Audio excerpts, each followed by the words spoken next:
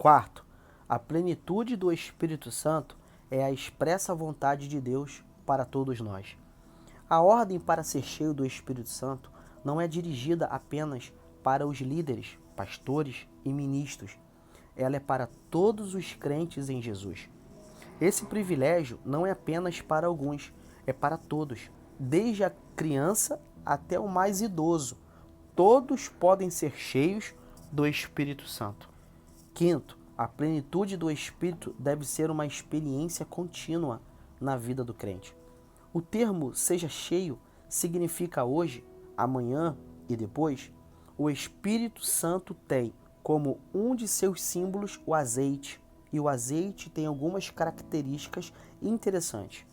Você precisa sempre usar, você precisa sempre comprar, buscar, e ele não aceita ficar parado. Se você colocar um pouco de azeite em um pires, ele irá sair e dar lugar à sujeira. O azeite não fica parado. Ele não aceita mistura.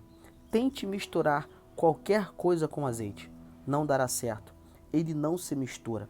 Se você colocar sujeira em uma lata de azeite e deixar a tampa aberta, todo o azeite sairá e ficará somente a sujeira dentro.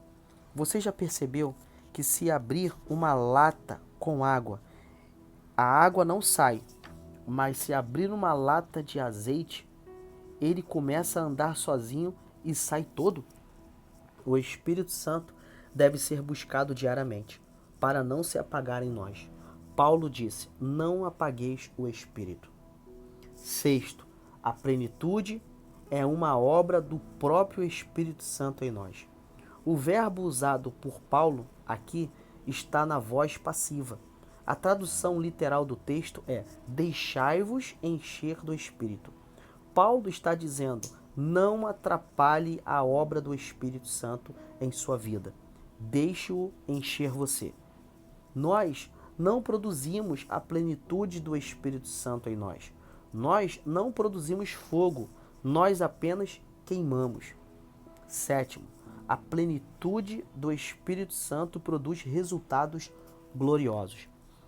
Em Efésios 5, verso 19 a 21, Paulo fala de 4 resultados da plenitude do Espírito. A. Comunhão, verso 19.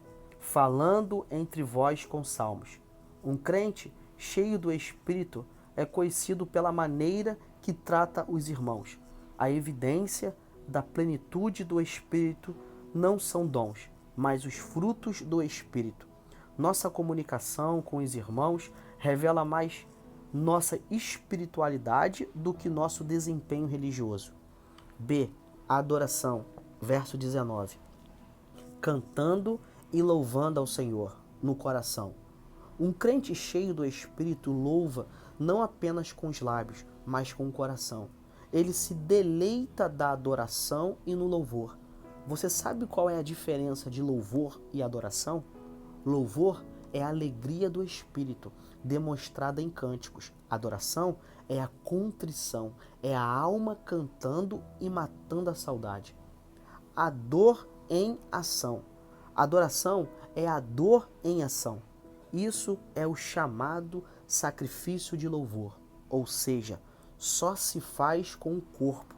Então, é mãos levantadas, em pé ou de joelhos, em lágrimas, gesticulando, cantando alto, nunca confortável, tem de ter dor em ação. C. Gratidão, verso 20. Dando graças por tudo a Deus, o Pai, em nome de nosso Senhor Jesus Cristo. Outra evidência da plenitude do Espírito é a gratidão. Um crente cheio do Espírito nunca será um murmurador, reclamador. Sua boca é um manancial de gratidão e não um poço de amargura. D. Submissão, verso 21. Sujeitando-vos uns aos outros no temor de Cristo. Sujeição é o contrário de prepotência. Um crente cheio do Espírito Santo é conhecido pela sua humildade para com os outros. Ele não tem necessidade de se impor sobre ninguém. Ele nunca falará de si. Ele nunca se autopromoverá. Ele não quer ser o maior. Ele quer obedecer. Não há outra escolha, seja humilde ou seja um demônio. Só há uma maneira de receber a plenitude do Espírito. E essa maneira é orando sem cessar até recebê-lo. Atos 1, verso 14. Atos 2, do verso 1 ao 3. Diz que os discípulos oraram unânimes e com perseverança durante 10 dias, até que os céus fenderam e o Espírito Santo foi derramado. Observe alguns quesitos nessa busca. Primeiro, unânimes. Temos de pensar a mesma coisa, falar a mesma língua. Isso fala de sermos unidos. Brigas e plenitude do Espírito não combinam. Precisa ter união para que o Espírito Santo nos encha. Segundo, com perseverança. Isso indica que eles lutaram contra o cansaço, contra a preguiça, contra o sono. Por 10 dias, eles não sentiam nada e isso poderia desanimá-los. Mas eles não desanimaram. Devemos orar sem cessar, unânimes e sem parar.